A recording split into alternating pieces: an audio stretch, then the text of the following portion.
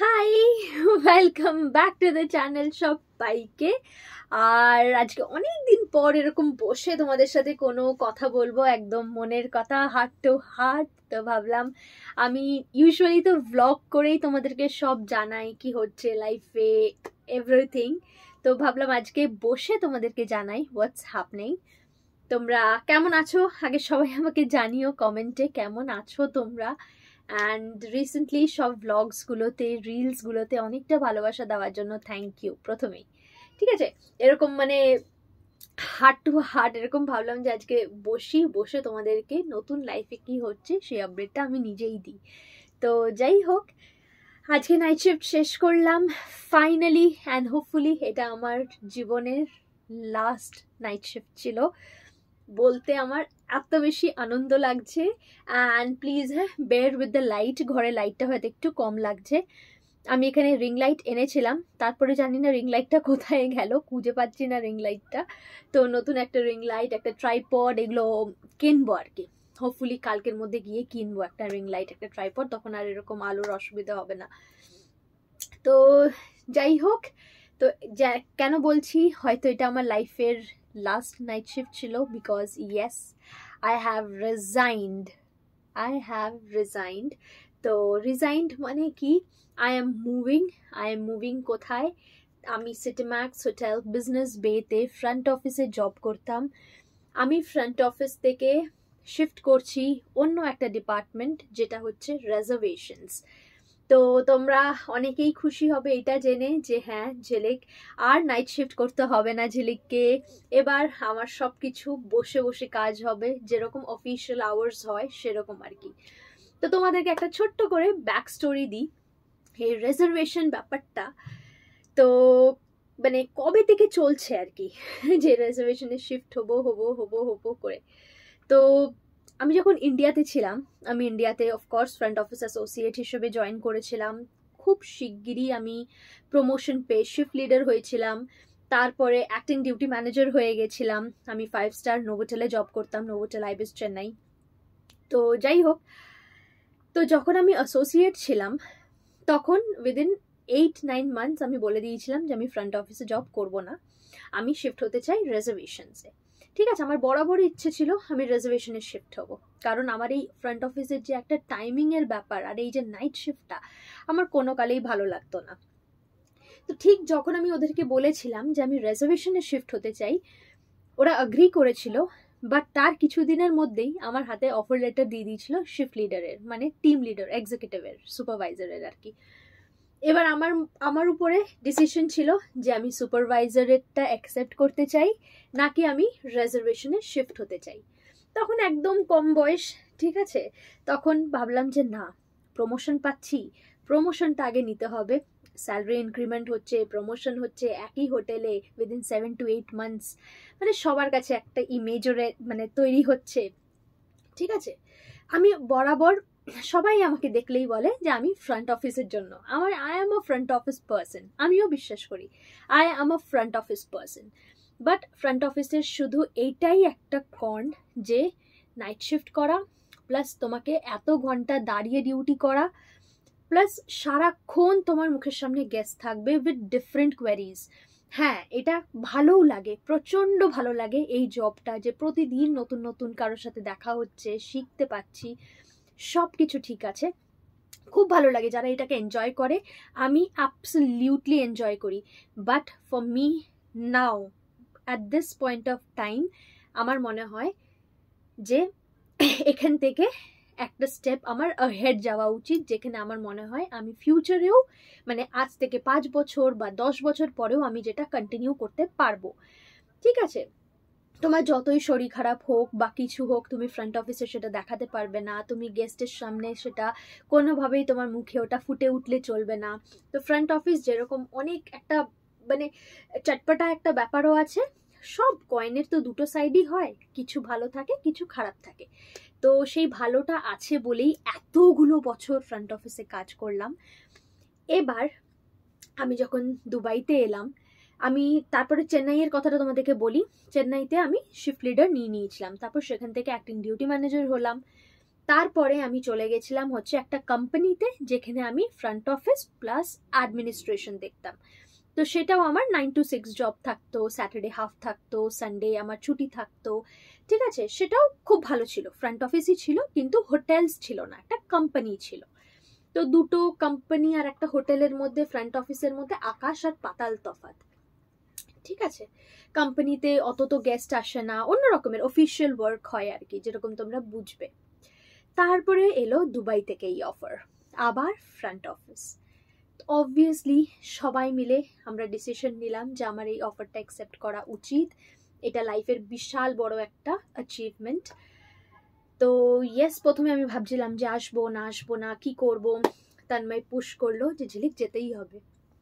চলে এলাম। আসার পর I was doing very good, touch wood, থু, খুব ভালো করছিলাম, ঠিক আছে। কিছু মান্থসের মধ্যেই, লাস্ট নভেম্বর, নভেম্বর, আবার আমার একটা প্রমোশনের কথা হলো, ঠিক আছে।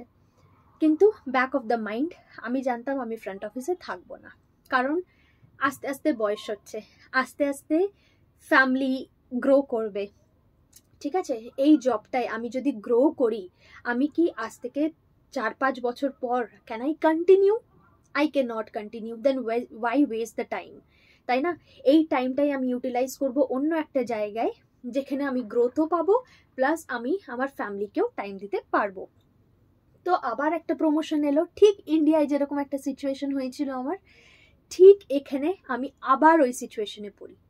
And this time I accepted, না আমি রিজার্ভেশনসে যাব।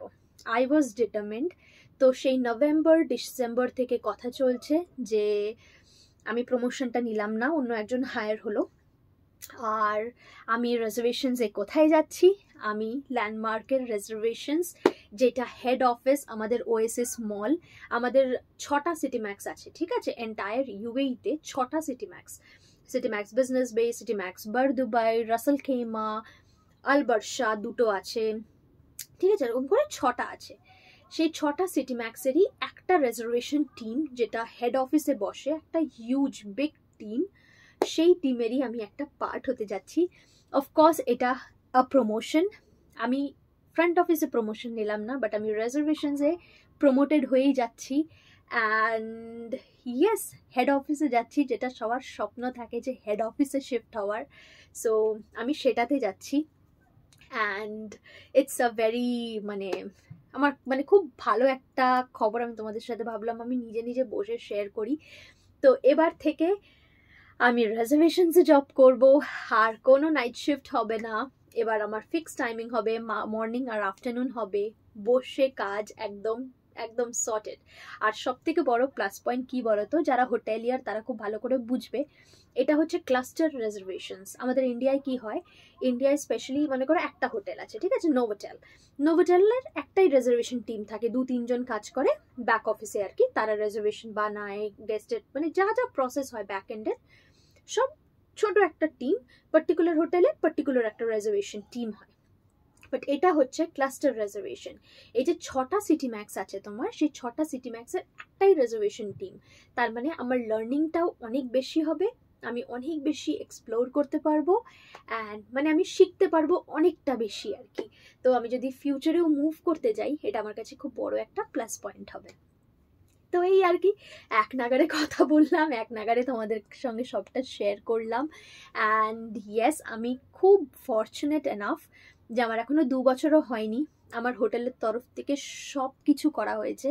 আমি ওদেরকে বলেছি, যখনই ভ্যাকেন্সি এসছে, আমার ম্যানেজার, আমার যে ফ্রন্ট অফিস ম্যানেজার, উনি সব কিছু করে দিয়েছে। হেড অফিস থেকে আমাদের হোটেলে আসা হয়েছিল আমার ইন্টারভিউ নেওয়ার জন্য, আমার ইন্টারভিউ নেওয়া হয়ে গেছে। আমি শিফট করেই যেতাম জুন মাসে, বাট যেহেতু বাড়ি গেলাম মে মাসে, একটা মাস আমার পিছিয়ে গেল। So yes, 1st of January is my joining reservations. Oasis mall তোমরা দেখে থাকবে, আমি যখন প্রথম দুবাই এসেছিলাম, আমি 2বার গেছিলাম ট্রেনিং করতে হেড অফিসে। যখন ওই ইন্ডাকশনগুলো হয় না, তখন গেছিলাম। যত নিউ কামার্সরা থাকে তারা হেড অফিসে যায়, কারণ যত মনে করো ম্যানেজার্সরা থাকে, HR ম্যানেজার বলো, সেলস ম্যানেজার বলো, যারা সব টপ লেভেলে আছে, তারা সেই ওয়েসিস মলে বসে। ল্যান্ডমার্কের অনেকগুলোই অফিস আছে পুরো দুবাই জুড়ে, ল্যান্ডমার্ক টাওয়ার আছে, অনেক কিছুই আছে, বাট ওএসএস মলটা হচ্ছে হেড অফিস, ওখানেই রেজার্ভেশনস পুরো বসে। এবার থেকে বাড়ি থেকে খাবার নিয়ে যাব আমি, নিজেরটা নিজে প্যাক করে। And yes, it's a completely different journey. Front অফিসের ইতি, মানে প্রচুর আনন্দ করেছি আমি ফ্রন্ট অফিসে, একদম মাতিয়েছি, মানে বলে না যে একদম I am a front office person, মানে আমি জানি আমি front office person, but keeping future in mind, ফিউচারটা আমি কিভাবে কি নিজেকে দেখতে চাই সেইভাবে এবার থেকে লাইফে চলা ভালো। I am married now and future বুঝতেই পারছো। So keeping everything in mind, এই ডিসিশনটা আমার নেওয়ার, আমার Tanmoy is the happiest right now.